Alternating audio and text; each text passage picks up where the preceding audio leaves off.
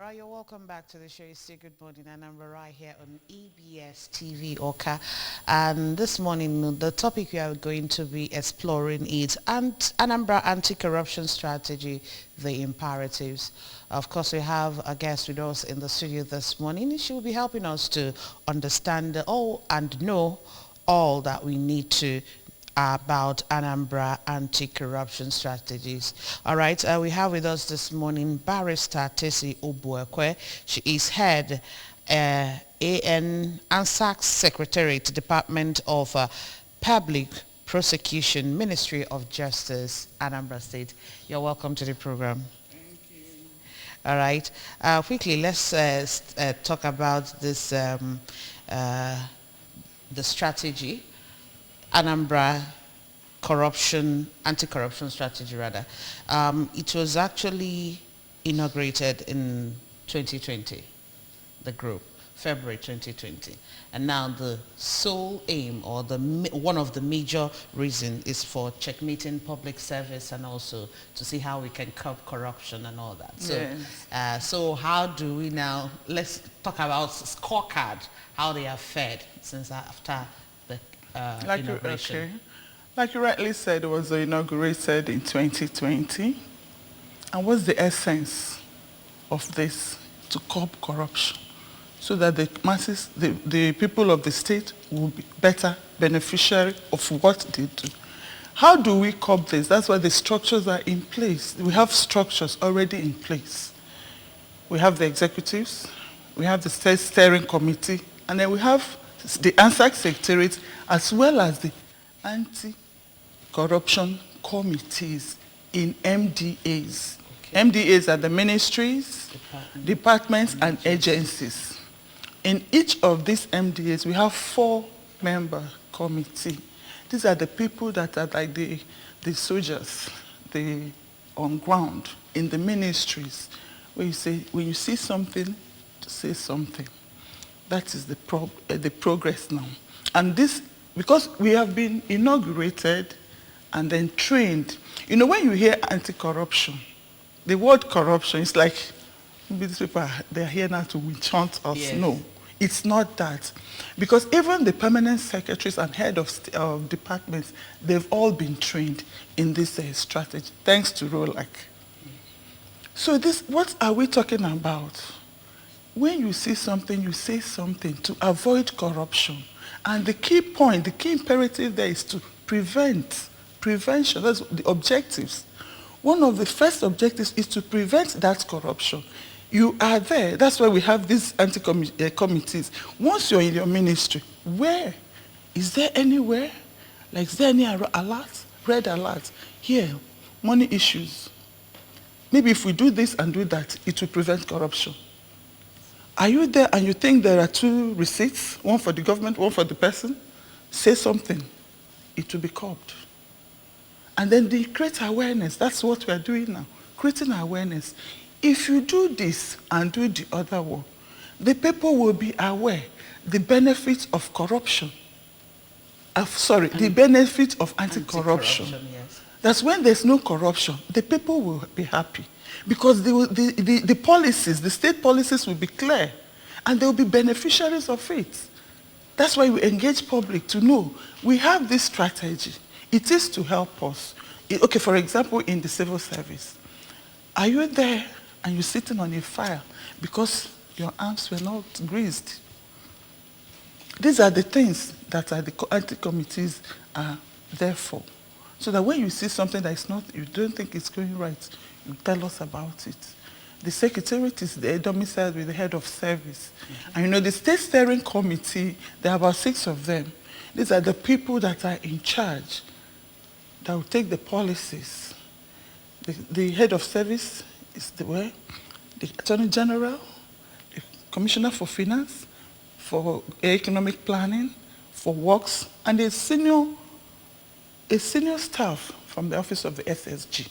These are the state steering committees. That's the second arm of the structures before the ANSAC Secretariat.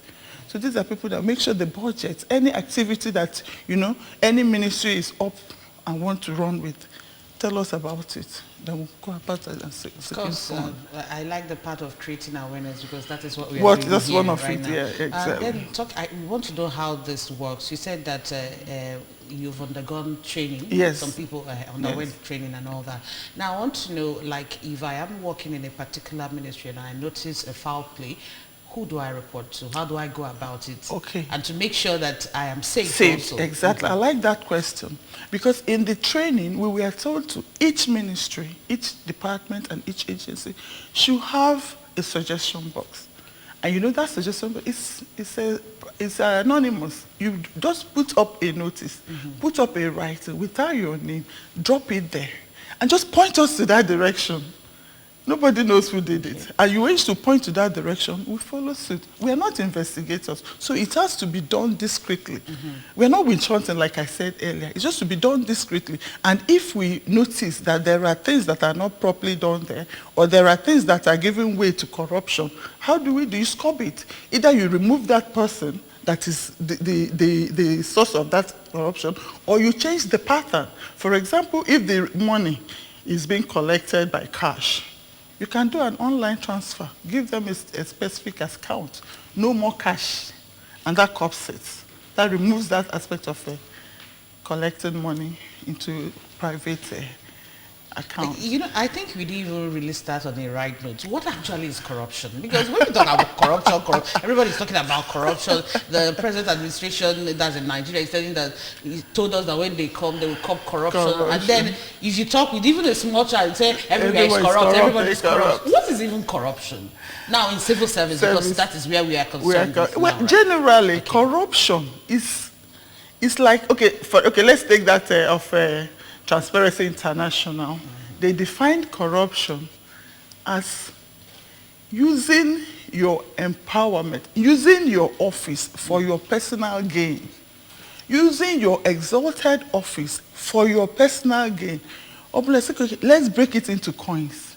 It means using your position to make gain, like your office, where you are as the head, or where you are as the oga bata, then you're using it to enrich yourself. That is corruption.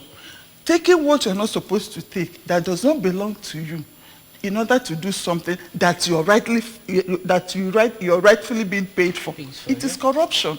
When you refuse to do what you ought to do, waiting for your arms to be greased in order to do it, it's corruption. Whatever any aspect that what you ought to. So corruption is avoiding that corruption is doing what you ought to do, when you ought to do it, how you ought to do it, without waiting for fat envelope. Of course, fat envelope. Exactly. We call it brown envelope. Yes, brown. Okay. Fat brown envelope. We're here in the studio. We're talking about Anambra anti-corruption strategy, the empowering cities. Of course, we'll continue with that discussion, but we are taking a short break now. When we come back, we still go ahead with what we are talking about. Stay with us.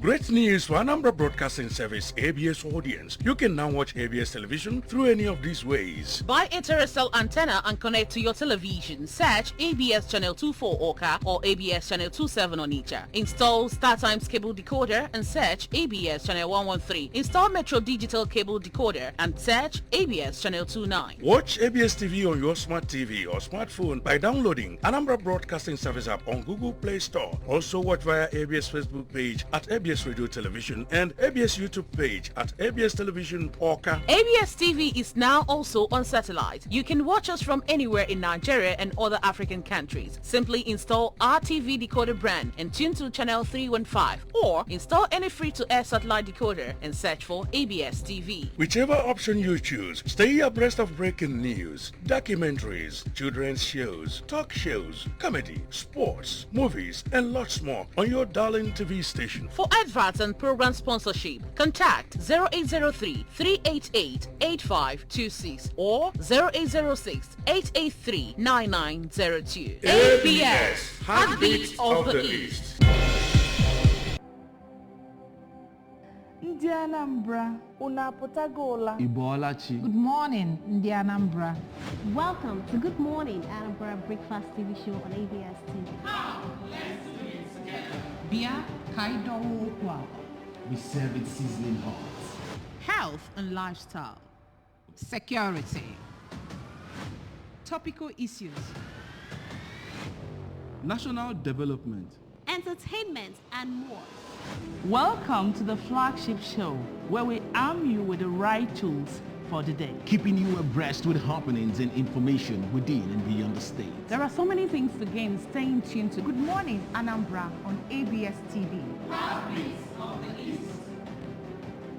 Good Morning Anambra, live on ABS television, weekdays 7 a.m. to 10 a.m.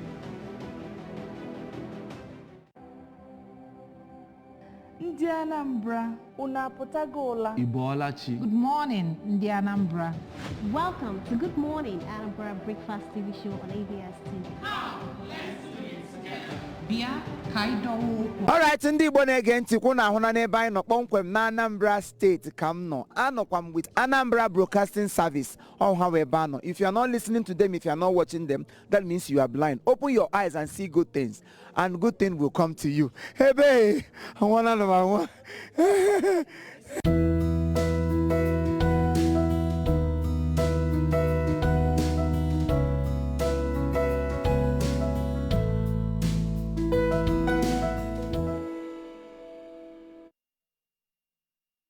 Back to the show, and we've been joined by another person, another guest this morning. He is Chike Nwebe. He's a financial expert and a public affairs analyst. Good morning. Thank you very much. All right. And our topic this morning, we've been talking about the imperatives of Anambra anti-corruption strategy. And we just finished explaining what corruption is actually. So we want you to come in.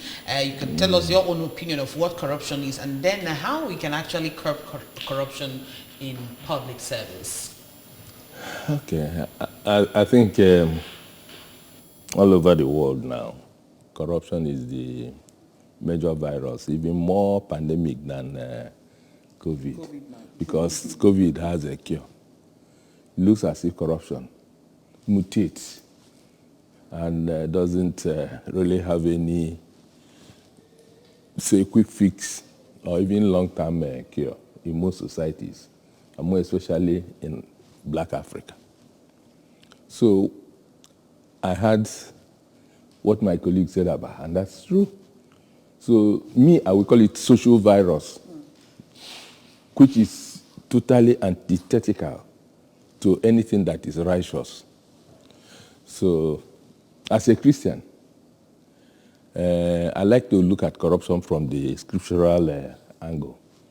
It means anything that anybody does that is not right before man and God, that is corruption. And as you can see, people today, when we talk about impunity, all those terms are different descriptions of what corruption is.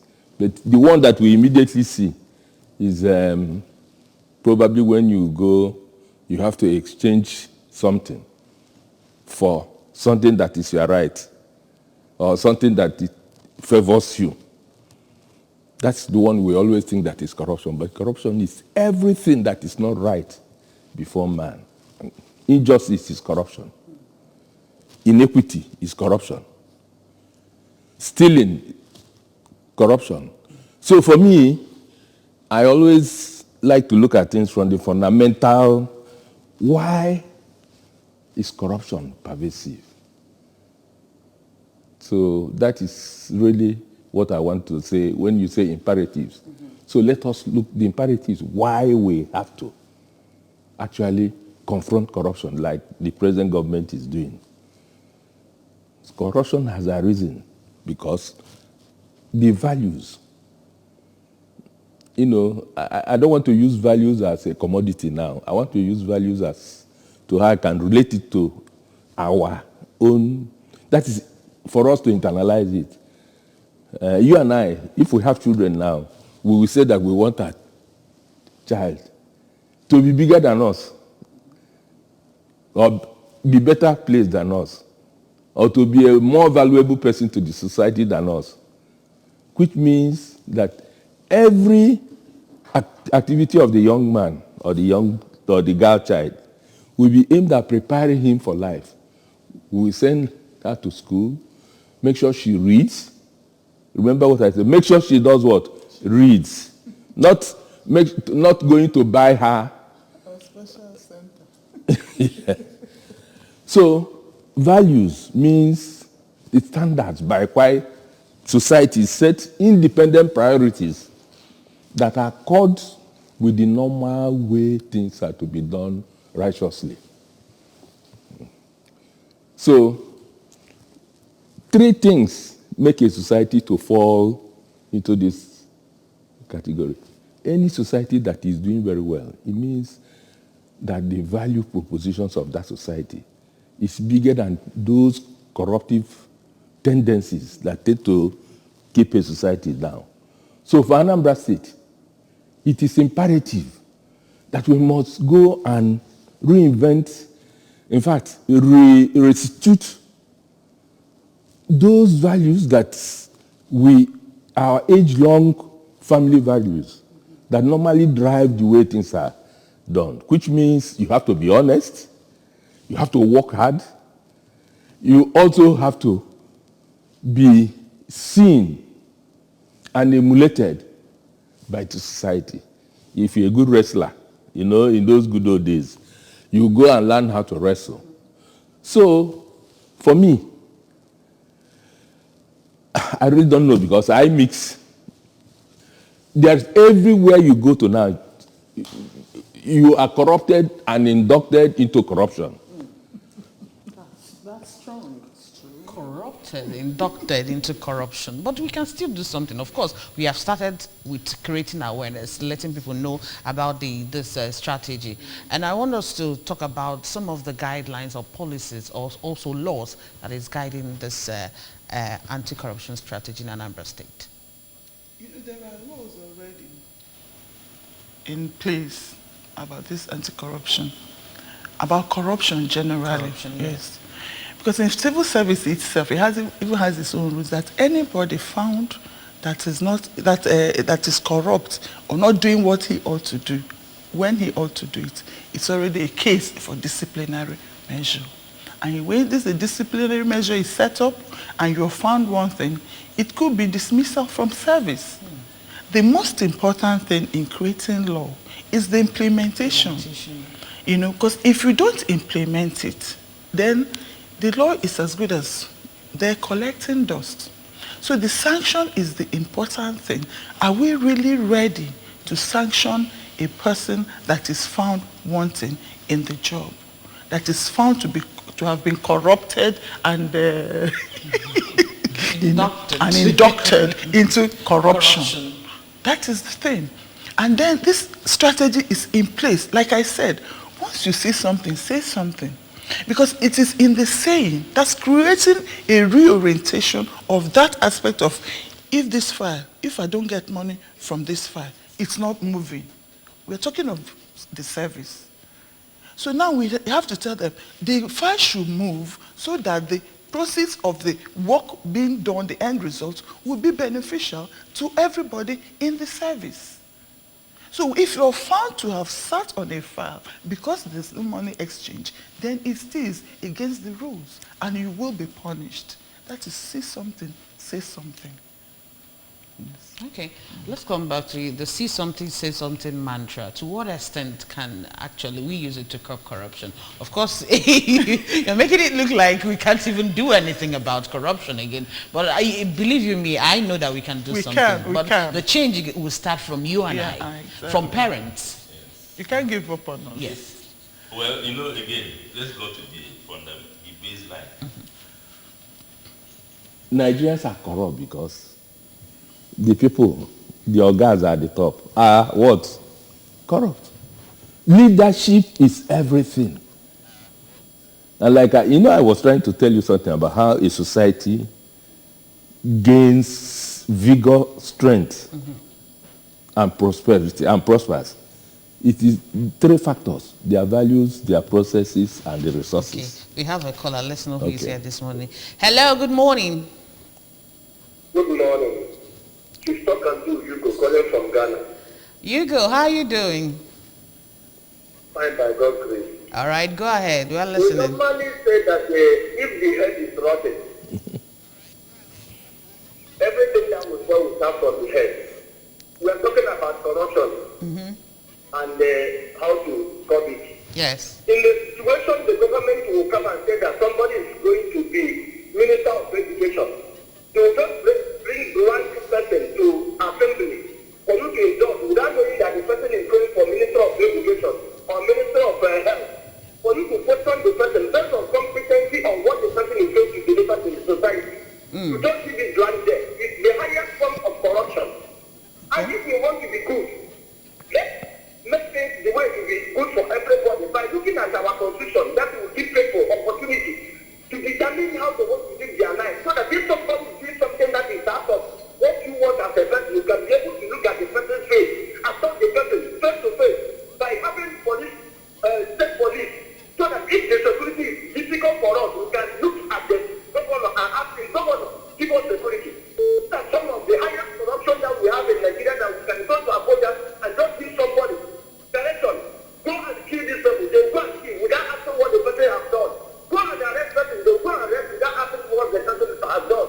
We should do things to help ourselves because we know what is happening, but we don't want to have uprising in Nigeria. They should educate themselves properly. All right. Because we are annoyed. Thank you. All right, thank you so much, Hugo. Thank you for your contributions this morning. So I really can agree more with him. Leadership at every level. We see what is going on in Anambra State. Everybody is now bracing up because the type of leadership we have is such that believes in justice, equity, fairness, and merit. So in the same way in our families, not to talk about the towns. You know, when people talk about this corruption and I hear you talk about service, what's the percentage of civil servant or public servant to the entire masses? But go to the town unions, go to village meetings, and you see, like I said, values, processes. That process is how you bring raw things and make them to become things of value, products. So when you want to select, say, chairman of a town union or president general of a town union, and you see people bringing in money to take their own kind of human being who doesn't have any respect for anything righteous, what does he do? He just goes there and rules with impunity. And the system corrupts from there. So the imperative is for us to look at our process. Like he said, maybe start from the Constitution. Because when you get the Constitution right, definitely it will give us the right people at the right position. And once the leader is known not to be corruptible, corruption indices within the society will continuously decay. Okay. Hello. Hello. Good morning. Hello, good morning. Good morning. Hello. All right, you're having hold back. Please, if you want to call us, step away from where your TV set is located so that we can hear you very well. We'll continue with our discussion right here in the studio this morning, but we actually interviewed some people out there, and these are what they have to say concerning the Anambra anti-corruption strategy.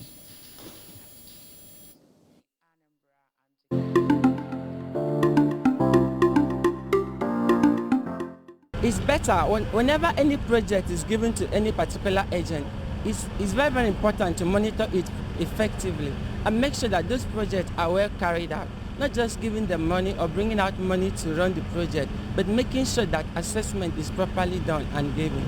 Government needs to set up task force. Task force are very, very effective, working with honesty and truth, making sure that those things are well done. So once this is done, you can see that Anambra will equally make more improvement in the area of making proper use of the economy. Our states need such checkmating of corruption very well, because any state bedeviled with corruption cannot move an inch. People should do the work they are paid to do. If we keep paying people who don't do their jobs, we are not going anywhere.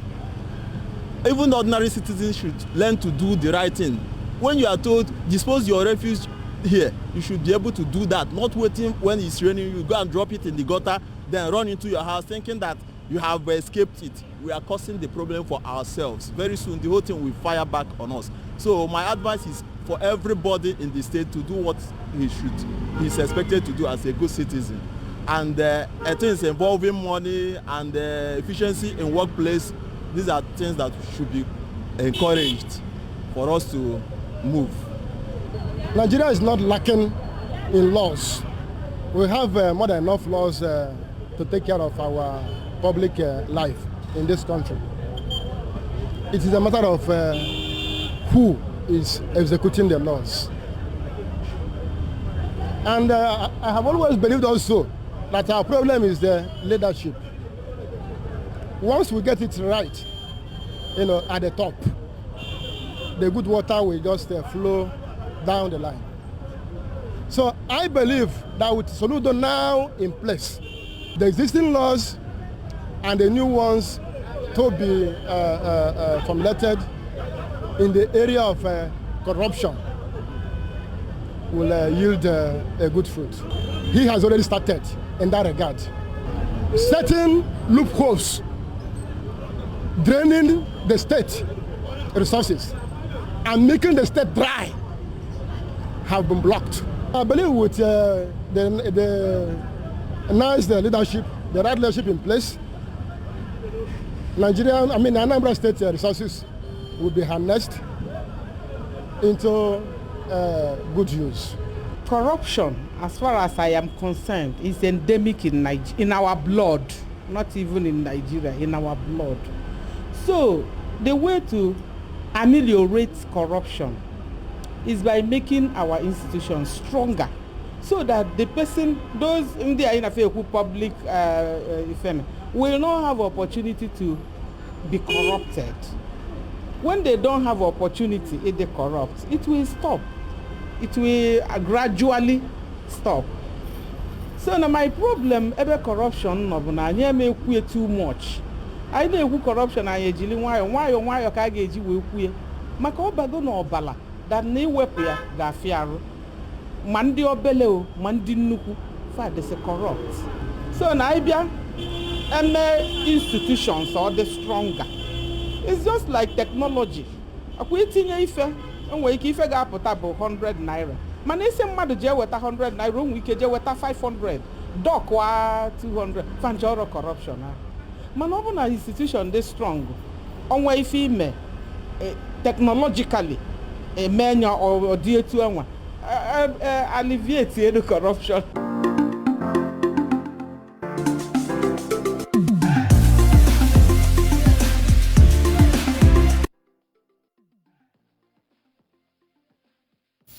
You're welcome back to the show. Well, it seems that these people actually, they were re-echoing what we've been saying here in the studio. But the last woman that just spoke, which is a very funny woman, and it seems that both of you can actually argue it out, because she said it's in the blood. And when we are saying it, we just say it calmly. Yes. And they push it. Yes, it is leadership. You know, leadership is to influence. Once you get, like I said before, your processes. Sure. If the selection process is not flawed, it's allowed to seamlessly get the leadership that the people want. You know, human beings have, natural filters. Mm-hmm. Like if you go to your community, you know who is who. If you allow such people to stay at top, they will help build structures and systems that will make it difficult for corruption to do what? Thrive. And if you look at what the present governor is doing now, that is exactly. But he's not coming to tell you that he's fighting corruption. You don't fight corruption. You use structured systems to fight it. You have gone to build a house because you have given people who are as corrupt as you are money to allow you gain access to a drainage channel, and you think that nobody can do that. By the time the leader comes and discovered that through the process of generating systems and structures with which to govern the society, discovered that you have breached the law. No, you have to go. That place must be. So, as the woman just said, it is by our action and deeds that the people that will be reorientated in trying to do things the right way. And in choosing people, merit, character must be at the forefront. And I think Anambra people have got it right with the leadership we have now. All right, Barrister, let's come back to you now. We know that when we have a society or when we have a system devoid of corruption, we know what we will enjoy. But my question goes like this. Now, one thing about corruption, just like I said, that it has eaten deep into the fabrics of our system. Now, how do we make corrupt practices, especially in public service, unattractive? Looking like he rightly pointed out, how to make it corruption unattractive, like he said, putting round peg in a round hole. And like he also said that the present governor is doing the right the thing by putting the round peg in a round hole. That is simple. When you have the correct persons in the choice places, where you know that this place is a red alert for corruption, and you place a person that you know will tidy it up, will tighten up any hole that will leak, that is the start of it. And then when you do that, once the person is there, anything that would likely bring up corruption is being prevented. Do you understand? And once it's prevented, what next enters? Or, because in every 12 there must be a Judas. Yeah, sure. So if after the attempt to prevent, and you did prevent, and then somebody, the Judas in the 12, will do, what do? Sanction. And once you sanction, people will see you sanction. Why was he sanctioned? For doing what he ought not to do. And the next person will take correction. What about commending those that are doing what they ought Exactly. to do? That is what we have in every year. There's what they call Civil Service Day. In that Civil Service Day, every ministry brings out somebody as the best staff. And the best staff might be a senior staff or a junior, depending on how nice or how frequent have you been there, how early do you come to work, how do you carry out your work, do you do it diligently without waiting for tips?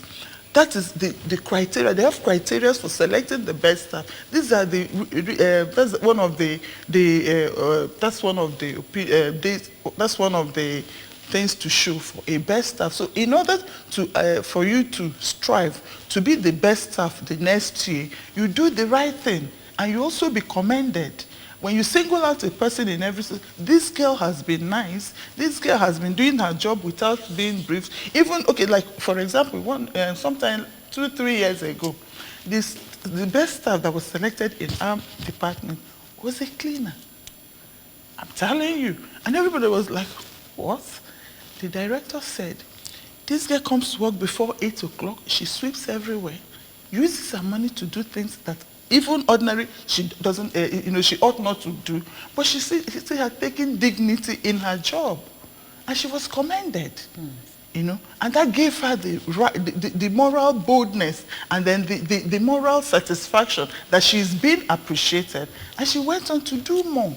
So these are little things that will encourage others to do the right thing at the right time without waiting for for the fat. Yes. All right. Now let's now talk about the roles people have to play, the citizens, the parents, because you made mention that we need to start from the cradle. Yes. The parents, the religious leaders, the community leaders. us, everyone in our society, how do we come in? How do we join our hands together to see that this menace? Of course, it's not going to be an easy task. No. And it's not going to be done just one day. It's something that we'll do gradually. Gradually, yeah. And it's not about saying we are fighting, we are eradicating. It's action. Well, again, I like to start from the grassroots. I really think, like you had the lady that was interviewed says in the blood. Why is it so? Because even from the child that had just started walking, probably from the parents he learns that you must go and get something that you eat. Maybe the mother goes something, gets something, brings it. So she will just go get something, bring it. But the mother will not tell the baby, don't take what does not come to this house. So we have a big task. It will start from the home. The next level, because we pretend to be religious. You see, for me, I can't say that I'm frustrated, but I shudder whether actually what we preach in the churches again has some moral rectitude mixed with biblical interpretations. Because go to our churches, nobody questions where anybody brings the kind of money that the church is seeking for using mortar and bricks instead of winning hearts and souls anymore. So our religious leaders must reconsider actually what their commission and mission is. Their commission and mission is to change us that haven't taken the vocation of reading the Bible to totally understand why we as Christians are saying behave like Christ so that you answer a Christian. But what I see in every church, I'm not picking any of it, is preaching of wealth and prosperity, not preaching salvation, which I thought maybe as a son of a headmaster. So that is for the religious leader. Then the cesspool of corruption, for me, which now moves up, is the people we have as our leaders in our different communities. I don't know whether you know now that what the greatest vocation everywhere, land agency. I mean, that is the canker one that, if not checked, might totally choke this our state. Yeah. Land agent. I think government will have to look at it, begin to license people, so that those people who have nothing to do with management of. Hello? Hello? Yes, good morning. Hello? Hello, good morning. Hello? All right. Hello? I think that's network. That Okay. is actually the story. So you are asking what we will do. Yes. We were seeing the responsibility for the family, Yes. religious leaders, then the community what? Leaders. How we choose them, and the kind of people we make leaders in the communities. And then this burgeoning trade in land agencies. I'm happy you say that my co-listener is a lawyer. I will also add the profession of, the lawyers. Because they also have to help. It's not every case that you must take on, especially cases that are obviously evident that somebody has breached the law. I mean, I just don't know, because our governor has a very big task. Like the woman said, it's already in our blood. So what do we do if the doctors want to treat somebody that has blood. Transfusion. Is it not transfusion? So I pray for him every day with his very good team to see how their leadership can move down, trickle down, at least to the communities. Yes. Because I'm talking from experience. Just had experience trying to run the community for very few months. And I can tell you that what I saw there, I said, is it how it is? Then who knows how it is if it is state or even local government? So leadership and the selection process and the values that the churches inculcate in our people matter so much in the fight. In the fight to do what? To salvage Anambra State from not falling into the realm of other societies where today you see banditry, you see terrorism and everything, because all these things are the end product of what? Corruption. All right. Barrister Tese, as the head Anambra State Anti-Corruption Strategy, right? I'm correct, Yeah. ANSACS. What actually is your mandate? Our mandate as the secretariat. You're the head. Yes, that's what I'm saying. Of the ANSAC secretariat. Yes. So our mandate is to oversee these MDA committees in the various. They report to you. They report to me. So we are the ANSAC secretariat, and we are also the people responsible to create awareness. Okay. And this offer, say something. If we get any feedback from them, we kind of look into it through the permanent secretary or any other HO, the head of service, through the head of service. Like I said, the ANSAC secretariat is domiciled in the office of the head of service. So we work together with them. And then if any activities, if any ministry, department or agency wants to carry out any activity like this orientation, or to kind of give the office or their ministry orientation about this anti-corruption, they also go through us. Yes. And then every year we're also supposed to do ANSACS Week, where you create awareness on what to do, what is expected when the society is corrupt-free, and then things to do when you're not supposed to do it. That is our Because why I ask the question is that can any organization invite you for talks on how we can curb corruption? Why not? Okay. Yeah. Why not? It's Anambra State. It's not restricted to the MDAs. It's just to talk about. Yes, we can be invited because we are there. We have a team. Just I'm the head. I'm the secretary and the other team members. Well, so far, I would want to know if you've been challenged with some things in the course of your duty. Not really. Because it's not the only problem we have now, because the funding aspect.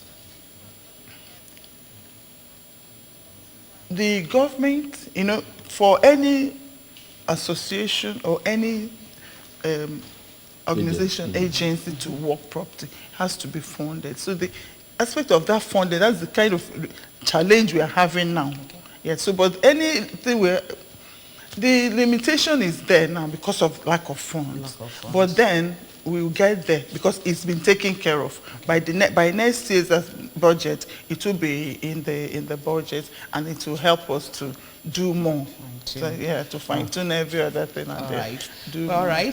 Just as we are rounding up, from you, Chike, any word of advice? Of course, we are talking about corruption and how we can have a corrupt-free society. Yes. Well, I think my own advice is for the agencies that have now been set up within the office of the head of service to really know that their mission is not just on the public service sector alone. That even if you deodorize the public service, the people from the outside will still come and do what? Beautify them again. So they must arrange their job. They know what to do. That much of their job is to move to the society. The churches that command the majority audience every week. That is where to go and begin to start. Because it is in the churches that you will meet some of these agents of money. Yeah. Let me just put it that way. And then also meet the families to begin to probably crystallize those little things that people don't think that they matter in shaping behaviors and attitudes. Mm-hmm. Because it is behavioral and attitudinal. Yeah. Yes. So those things, it is from the base. I always use the word baseline. I don't know. Because if you don't start it from the base, you come to the civil service where people are already formed. So that maybe the new set of people we will have, replacing the people that are there now, we have a totally different orientation. Mm-hmm. Okay. Yes, after we are not just for the service, for the civil service, that's the MDAs. No. We also have the CSO, civil society organizations, as part of the structure. Because I wanted to ask yes, of course. We have the CSOs, and they have also been trained. So they are also inside, into the villages, the town unions and everything. They are part of the team and the structure to curb this corruption. So they are there to also help in sensitization and then every other thing. They all have the strategy. We all have the strategy policy. And then we also take ROLAC, like I said earlier. ROLAC has been doing a lot in the state. And the trainings for these CSOs, for these commissioners, for permanent secretaries, they're the ones that are training to make sure that we are corrupt-free in the state, so that the people in the state will enjoy sweet policies and dividends from corrupt-free society and from corrupt-free state. This thing will soon end, but we pray that Anambra will also be a beneficiary of their next year's program. ROLAC, okay. Yeah, they just gave extension till next year. Yeah, well, hopefully we are also going to be part of that. Well, on that note, we want to say a very big thank you to both of you. Thank you, Barrister Tesi Oboekwe, Head and SAC Secretary, Department of Public Prosecution, Ministry of Justice, Anambra State. Thank you for joining us this morning. Thank you. My pleasure. And also to you, Chike Mwebe, Financial Expert and Public Affairs Analyst. Thank you so much for being here. All right, that's it on the show this morning. If you see something, say something. That's the mantra we are dropping for you this morning. My name is Chidima Oranwa. See you again tomorrow. Bye.